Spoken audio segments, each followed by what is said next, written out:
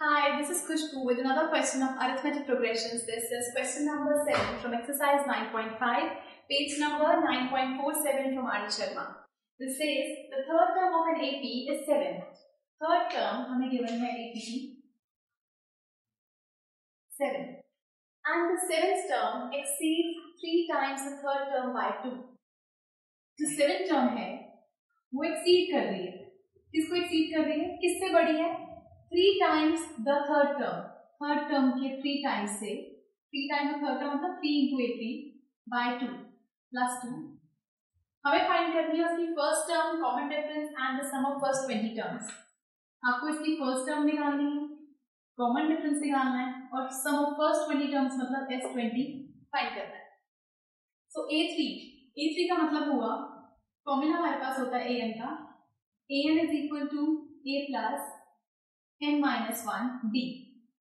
तो यहाँ से अगर A3 निकालना हो तो A3 is equal to A plus 3 minus 1 d. A3 यहाँ से आएगा A plus 2d. That means A3 A plus 2d के इक्वल है. इसका मतलब ये A प्लस 2d 7 के भी इक्वल होगा क्योंकि ये भी A3 है, ये भी A3 है. सो A प्लस 2d यहाँ से आ गया 7. नाउ A7 हमें गिवन है. A7 को हम लिख सकते हैं A7 A plus 7 minus 1 d. फिर से AN की फॉर्मूला में डाला.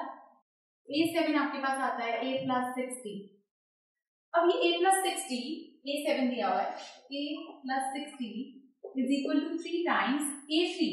जैसे A7 A प्लस 6d आया, A3 A प्लस 2d आया. सेम वेज A3 हमारे पास आएगा A plus 2d. First term plus 2 times common difference, क्योंकि 3 था तो 2d, 7 था यहाँ पर तो 6d प्लस 2. तो A plus 6d is equal to 3A plus 3 2 जा 6d प्लस 2. यहाँ पे 60 से 60 कैंसिल, 3 इधर आ जाएगा तो A minus 3A is equal to 2 minus 2A is equal to 2. A is equal to 2 by minus 2 means A की value आ गई -1. तो ये वैल्यू आ गई आपके पास A की. अब इस इक्वेशन से अगर हम निकालें तो हम यहाँ से वैल्यू निकाल सकते हैं D की. So from first A plus 2D is equal to 7.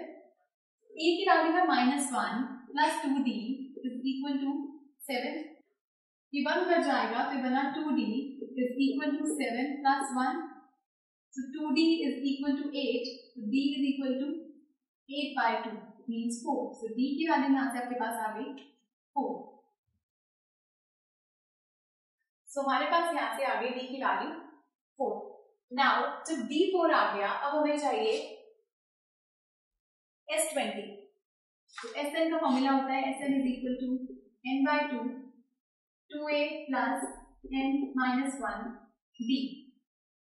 So Sn is equal to S20. I'm sorry, हमें S20 फाइंड करना है. तो जहां जहां n है वहां 20 आएगा.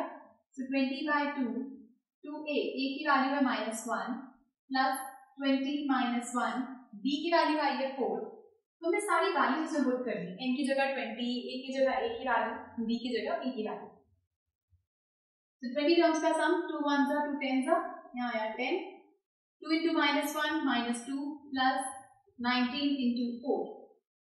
So यहाँ से आया 10 ब्रैकेट में -2 19 into 4 is 76. So 10 into 74 आपके पास आंसर आ गया 740. ये है सम for first 20 terms 740.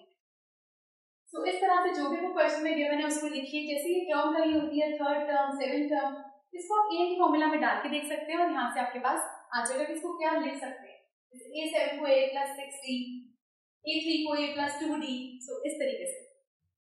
So this was 7th question from exercise 9.5 of R.D. Sharma, and do watch the next video for some more questions. Goodbye.